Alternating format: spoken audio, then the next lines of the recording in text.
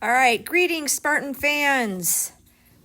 For today's lesson, it's going to be pretty long. You're going to want a graphing calculator and or Desmos. I recommend the graphing calculator so that you can get used to using it. And you're going to need to pause the video probably multiple times so that you can check the graphing calculator, edit your window, your table, etc. Okay, graph paper obviously is going to be helpful. So here I've got four different functions. 1 over x, which is a parent function we did a long time ago, but obviously we'll review it. 1 over x squared, 1 over x cubed, and 1 over x to the fourth. So I want you to take a minute and plug all four of those equations into the graphing calculator, which I have done. Look at this handy dandy little graphing calculator app, which I recommend downloading. It costs like $6, so then you'll always have it on your phone. And I want you to plug in the four functions. And so if you have forgotten to get the horizontal fraction bar, which is going to be super helpful, so let me clear this out. I highly recommend it's alpha and then the x key, which is to the right of alpha. So pause the video, take a minute, and I want you to plug in 1 over x squared, 1 over x cubed, and 1 over x to the fourth.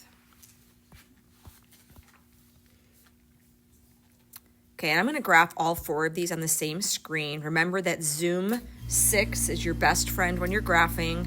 It gives you a standard window from -10 to 10 on X and Y. I don't have that awesome feature on my little app here, so I'm going to have to adjust my window manually. So bear with me. So -10 to 10. Again, this is the standard window, and then you're going to push graph. Oh, okay. And look at how pretty this looks. It's very pretty, but I'm not quite sure what it all means. So I'm going to turn off and do one graph at a time. So when you go to your y equals, if you arrow to the left and push enter, it turns the graphs off and on. And I don't know what just happened here. Y equals 1 over x.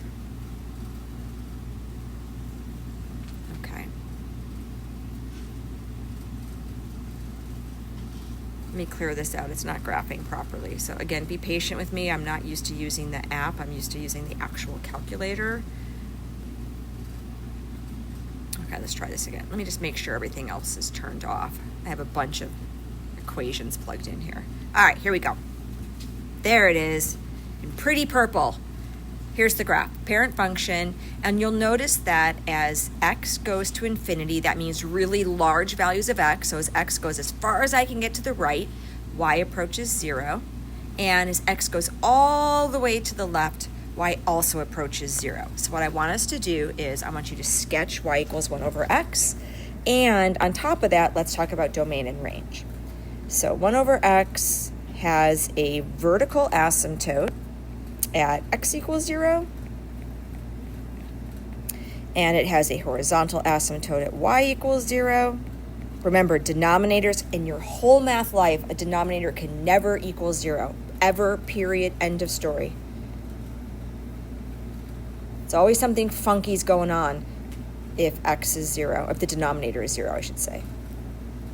Okay, so ish, good enough. The domain is all real numbers, x can't be 0. And the range is the same. All real numbers, y can't be 0. Fantastic. So let's go back to the graphing calculator, and I want you to do a sketch of 1 over x squared. I want you to do a sketch of 1 over x cubed. And I want you to do a sketch of 1 over x to the fourth. So pause the video. Use the graphing calculator if you want to help you, if you want it to help you. I'm going to turn all of mine on. And that was the pretty graph I showed you earlier. So if you look, and you look at 1 over x, and you look at 1 over x cubed, so let me turn those off. They look very similar. And obviously on my screen they're purple and red. They look super, super similar. They both have domain, x can't be 0, range, y can't be 0. And as x gets really large, as x gets to infinity, large, the largest thing I can think of is infinity, y approaches 0. And as you go all the way to the left, y still approaches 0. But when you look at 1 over x squared and 1 over x to the 4th, again, pause the video if you need to so that you can have these graphs turned on and off.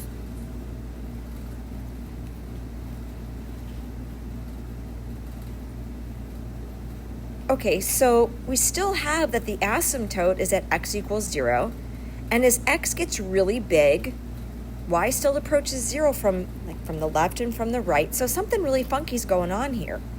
They have the same domain, they have the same range, so let me draw a sketch. 1 over x and 1 over x cubed looked very similar. And then 1 over x squared and 1 over x to the 4th look very similar. So I'm going to take a second here to graph all of those.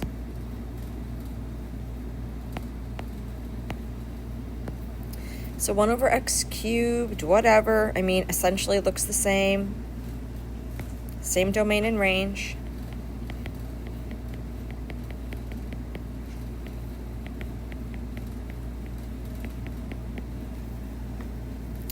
And then we said that 1 over x squared still had that same domain and range, but it ends up being in quadrants 1 and 2.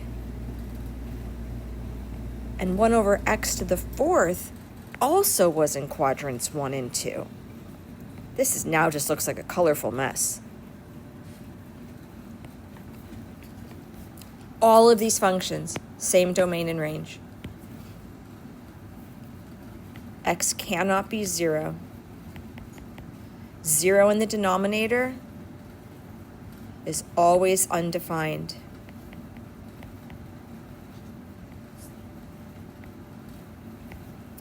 Zero in the denominator is never allowed.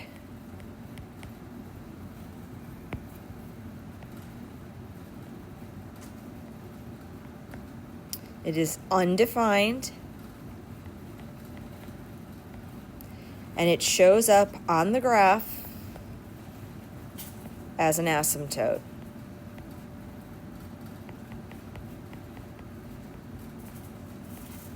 Denominators cause problems. Anytime you got a variable in the denominator, you better be like, oh boy, something special is happening here.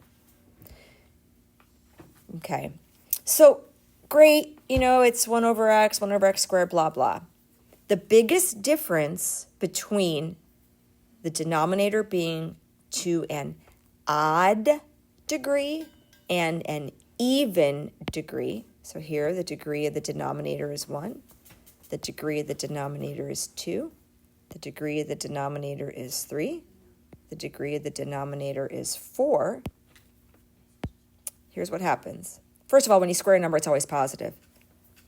The result of 1 over x squared, that's always going to be positive. The result of 1 over x to the 4th, same thing, always positive.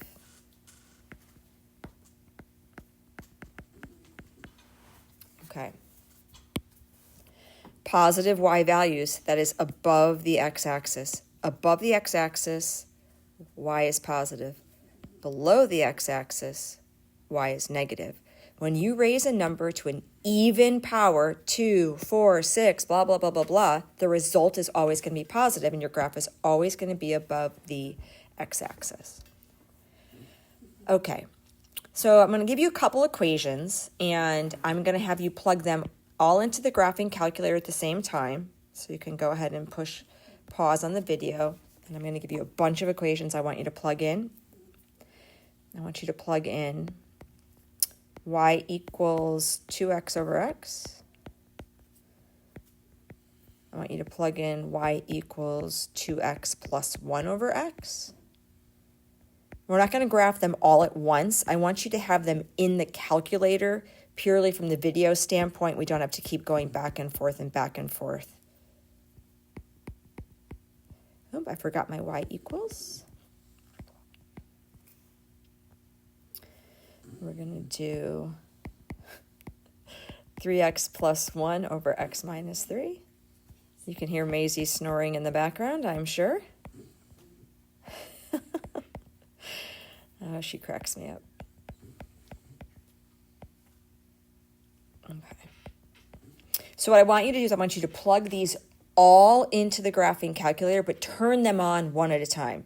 So again, if you want to turn them on, you're going to use the left arrow, and then what'll happen is the equal sign will be flashing, and when you push enter, it'll be darkened or it'll be lightened depending on the status of it previously. Okay, so go to your graphing calculator.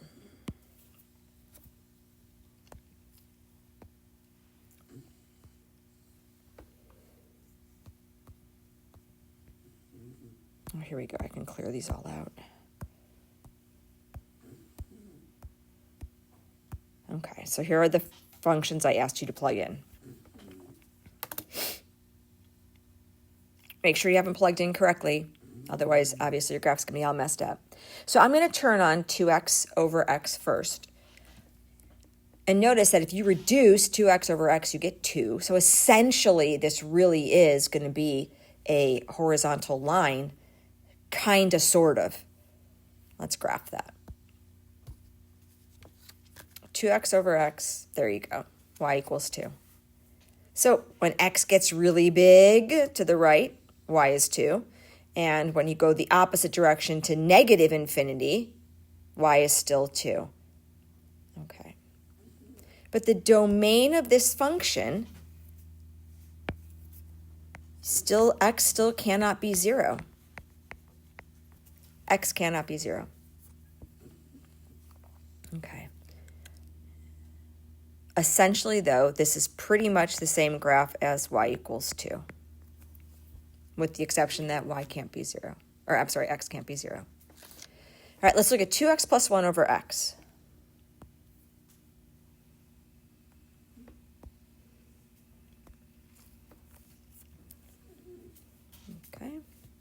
Okay. Okay, so it's got that funky branch, those branches, but notice that as x approaches infinity, so the end behavior. So I keep talking about x going to the right and x going to the left, but that's infinity and negative infinity, and that is the end behavior. So as x goes to positive infinity, the graph approaches 2. And as x goes to negative infinity, the negative direction, you can see that y is still approaching 2. So I'm going to write that using end behavior notation. So here, x cannot be 0. That's my domain. But notice that now instead of saying like up, up, and down, down, and positive infinity and negative infinity, nobody says the graph has to necessarily go up. Maybe the graph goes in a horizontal type direction. As x approaches negative infinity, y approaches 2. And as x approaches positive infinity, so when x goes either direction, positive or negative infinity, y approaches 2. Great. All right. Next example. Go ahead. Let's throw it into the calculator. And I'm going to leave I think I messed up. I don't think I have 2x plus 1 in here. All right. I need to type it in because I made a mistake. 2x plus 1, and it was x minus 3. All right. And let's graph.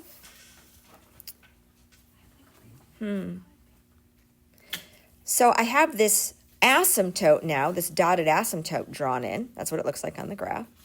But notice that as x goes to infinity, as x goes to the right, y is approaching 2. And as x goes to the left, y is approaching 2. So my end behavior is still, as x approaches negative infinity, y is still going to 2. Even though I changed the denominator,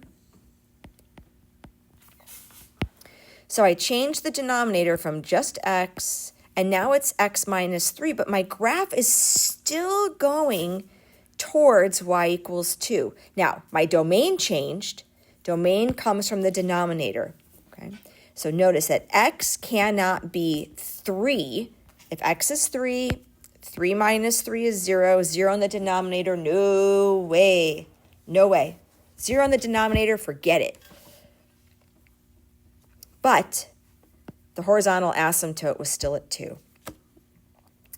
So without graphing, I want you to kind of think about what might happen if I change the numerator. Instead of 2x plus 1, now I changed it to 3x plus 1. And I kept the denominator the same. So I want you to pause the video, take a minute to figure out what might be happening. Okay, so you look at your graph. And I'm going to turn it into 3x plus 1. I'm going to turn the other ones off. That asymptote, notice the asymptote is still at x equals 3. If I zoom in, you can see the asymptote is at x equals 3. But now my horizontal asymptote changed. When x goes all the way to the right is infinity, and you keep going, and x gets larger and larger and larger and larger, x is approaching 3. And if you go in the opposite direction and x gets large in the negative direction, so the absolute value, you go negative, negative, negative, negative, y is still approaching 3. This is very interesting to me. Negative infinity, y approached 3. And as x went to positive infinity, y approached 3. And x can't be 3 for my domain. Okay. The first problem, we approached 2. The second problem, the end behavior, approach to end behavior, same thing. The end behavior was 2. And then I changed the denominator from x to x minus 3. So notice my domain changed. X couldn't be 0, now x can't be 3, but I still approached 2. And then here, I kept the denominator x minus 3, x minus 3. So x can't be 3, and I changed the numerator, and now what I approached changed. Okay. Last one, and then I'm going to give you some kind of synopsis. Here we go. So let's go back to the graphing calculator, and I want you to do 3x plus 1 over x squared.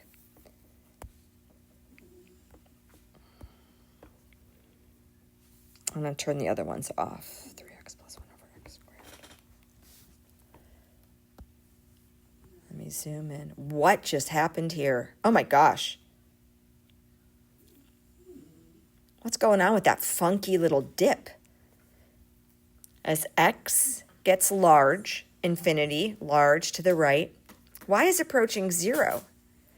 And as x gets large in the negative direction, negative 25, negative 50, negative 5,000, negative 10,000, negative a million, whatever, you keep giving a larger value of x, y is approaching 0.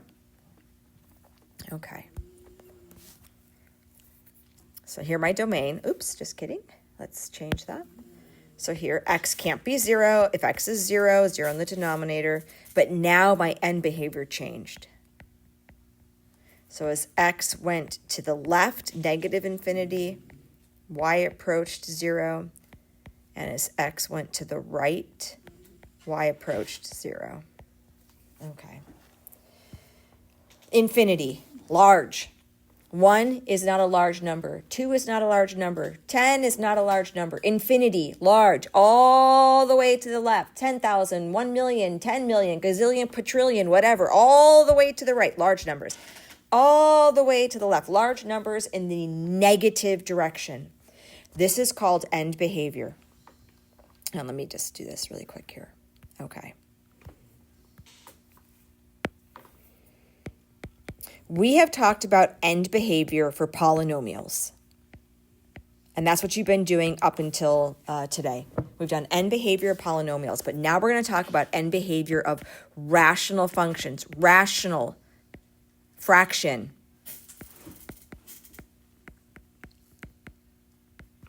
Okay.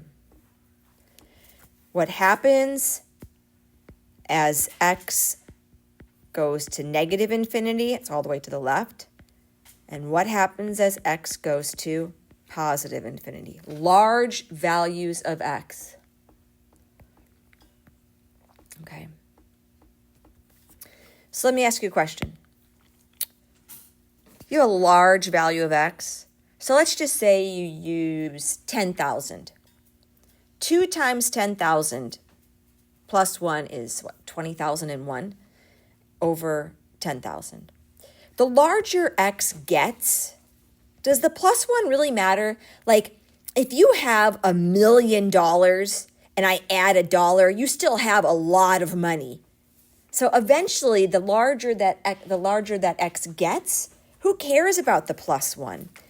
Notice that when you take 2x and you divide it by x, you get 2. Notice when you have a lot of money and you add $1, you still have a lot of money. When you have a lot of money and you subtract $3, who cares? You still have a lot of money. Notice that 2x over x was still 2. And then the next example, 3x plus 1. When you have a lot of money, who cares? You add $1, whatever, and you have a lot of money and you subtract 3, who cares? You still have a lot of money. Notice that 3x over x was 3. We're going to come back to this last one. So end behavior. When you're looking at end behavior, you're always going to look at what happens when you divide the lead terms. We have been talking about lead terms forever. We're going to divide the lead terms. Okay, so if I gave you a problem, not if, I am going to give you a problem. F of x equals, how about x squared minus 4 over x squared plus 2x plus 1, let's say. When I want to figure out what end behavior is, end behavior, my lead term in the numerator is x squared. My lead term in the denominator is x. As x approaches negative infinity and as x approaches positive infinity, y is going to approach 1. Okay, so I want you to take a minute, plug that into the graphing calculator, look at the table, or plug it into Desmos. And you should get that y is approaching 1. Okay. And you know what? Since we're here, let's find the domain and let's find intercepts. And yes, we will be graphing this, but not in today's video. Let's find intercepts. Your entire math life, if you want to find the x-intercept of any function, you should make y 0. In your entire math life, it doesn't matter what the function is. It doesn't matter if it's a polynomial or a square root function or now a rational function, and we'll do exponential functions and log functions and sine curves and cosine, blah, blah, blah, blah, blah. You always make x 0. Okay, so let's do that. To find the x-intercept, I'm going to make y 0.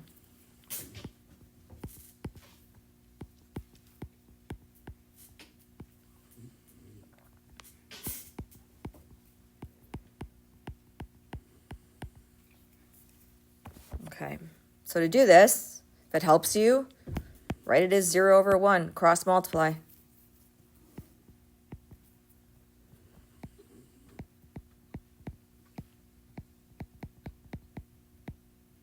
Okay, well, isn't that convenient? Because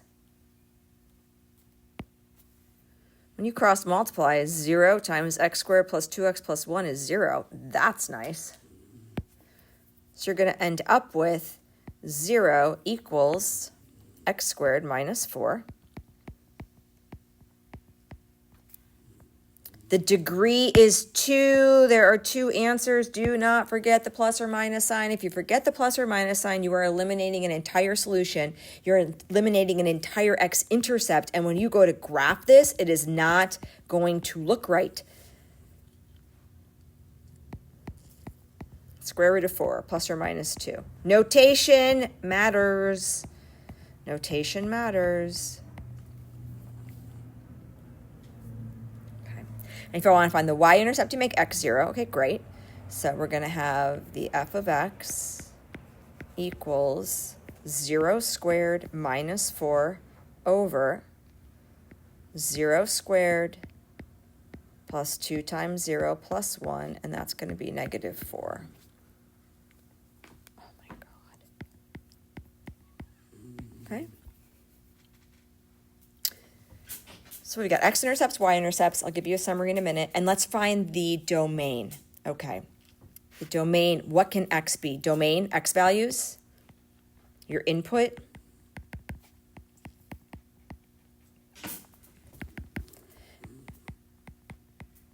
All those things are true. You have a denominator, it matters. Domain, denominator. Always look at what values of x make the denominator 0.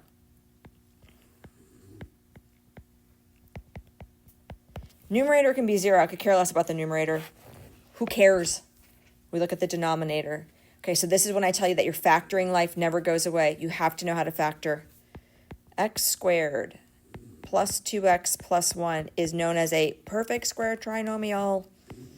X plus 1 squared. So it's negative 1 with a multiplicity of 2. So my domain, x cannot be negative 1.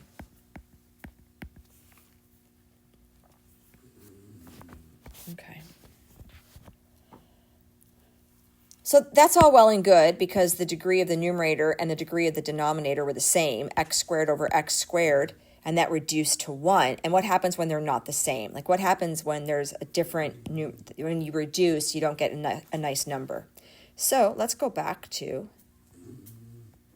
this problem right here. And we said that y approached 0. So let's talk about dividing lead terms. Everything comes back to dividing lead terms.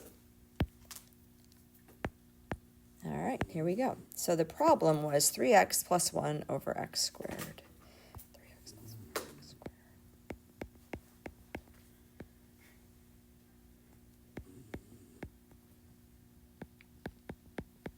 Okay. End behavior, lead terms. Always, period, end of story. The lead term is 3x. The lead term is x squared. As x gets large, so for the lead terms, if you were to divide the lead terms, you would have 3x over x squared. This is for end behavior only. When you reduce this, you get 3 over x. So as x gets big, who cares about the 3? As x gets large, the 3 doesn't matter. It's a constant. It never changes. So let's go back to the very first thing that you did when the video started, 3 over x. You know what? That's not a whole lot different than 1 over x. And what does 1 over x approach? 1 over x approaches y equals 0. 1 over x approaches y equals 0. So I'm going to write that down here. Hopefully you're not getting sick watching me do all these page turns. So we would say that as x approaches negative infinity, y approaches 0. And as x approaches positive infinity, oh, I wrote it wrong. I said 0, but I wrote infinity. That was a mistake. This should say 0. I said 0, but I wrote something else. This would be your end behavior. That would be your range. The range would be all real numbers. Y can't be 0 because that's what you're approaching. Pause the video. See if you can figure out the domain and the x and the y intercepts. Okay. All right, so no x-intercept, no y-intercept. Because if you look at the domain comes from the denominator. When there's a denominator, first thing you should always be thinking is, what are the problem values? What are the numbers that if I plug them in, I'm going to have an issue? And in this case, if you take x squared and you set it equal to 0, that means x would be 0. So x could be anything we want except 0. So my domain is all real numbers. X can't be 0. Well, if x can't be 0, You can't have a y-intercept, and if y can't be 0, you can't have an x-intercept, so literally there are no x or y-intercepts on this graph. No x or y-intercepts. And actually, I think I still have this plugged into my calculator. Let me take a look. Yeah, here it is. Notice, no x or y-intercept. All right. So no x-intercept, no y-intercept. And yes, you will be graphing these soon. I know you can't wait. You're super excited. Okay, we're going to do one more. Well, actually, we're going to do more than one. But I'm going to give you another equation, and I want you to find the domain, the range, and all of the intercepts. Okay, so remember, end behavior. What happens as x goes to positive or negative infinity? Domain, denominator.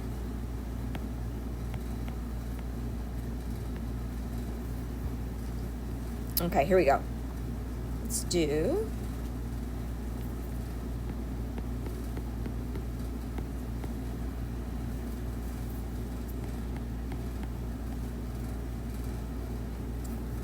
sorry, I'm gonna change my mind here. Let's do x squared minus 2x minus 3 over x minus 4. Domain, denominator, end behavior. What happens as x gets really big? What happens if x goes in the positive direction, negative direction, blah, blah, blah, blah, blah. Pause the video, see if you can figure it all out. Domain, denominator. The domain is all real numbers. X can't be 4. I'm going to come back to the range / end behavior. I'm going to do that last. X-intercepts. By the way, the order in which you find this makes no difference whatsoever. I'm just going to do the end behavior last because I think it's going to take the longest, that's all. Okay. X-intercepts make y 0.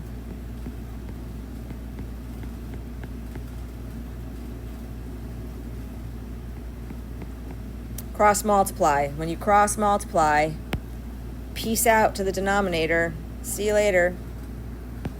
So you're left with 0 equals x squared minus 2x minus 3, and lo and behold, you have to factor. If a problem is factorable, you should be factoring. Forget the quadratic formula. Well, not really, but if a problem is factorable, that is always your go-to. X is 3, x is negative 1.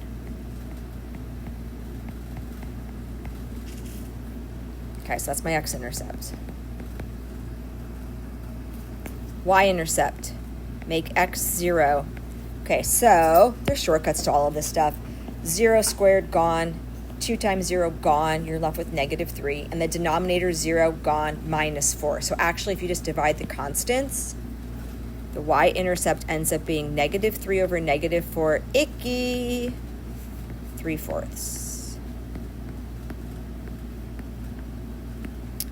Okay, so lastly, this end behavior, this Babiak, I don't have any idea how to divide these lead terms. That's okay. I'm going to show you. This is new stuff. Lead term is x squared. Lead term is x. Ugly. When you divide these, when you divide x squared over x, what's x squared over x? Hopefully you're saying to yourself, why, Miss Babiak, it's x. Well, what the heck does that look like? Well, let's go back. We said 3 over x, and we gave it an equation, and we said that we approached 0. And then in the previous one up here, we divided, and we said y equals 1. And then up here, we said that y was 2, y was 2, y was 3. Well, in this case, you are ready for some fancy schmancy math, and it is called a slant asymptote, also known as an oblique asymptote. Oh my God, what is that? Y equals x is a diagonal line. Here's y equals x. It's a diagonal line. This is called an oblique asymptote.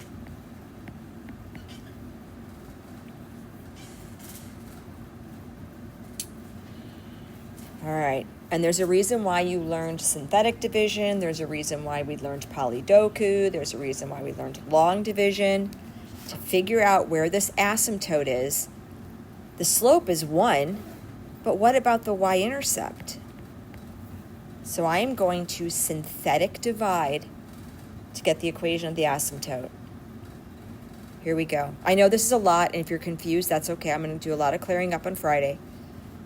I'm going to put 4 off to the side, and then I'm going to use the constants and the coefficients from the numerator.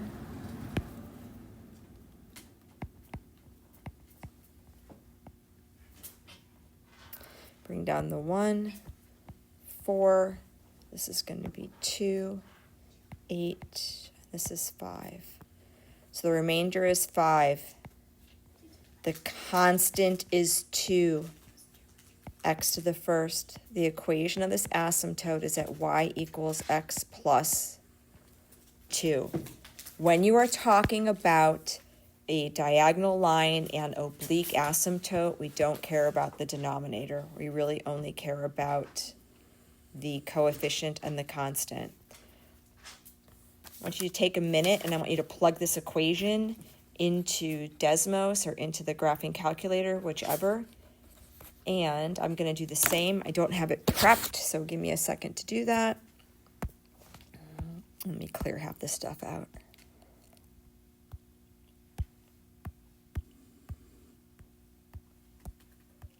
Hopefully it shows up.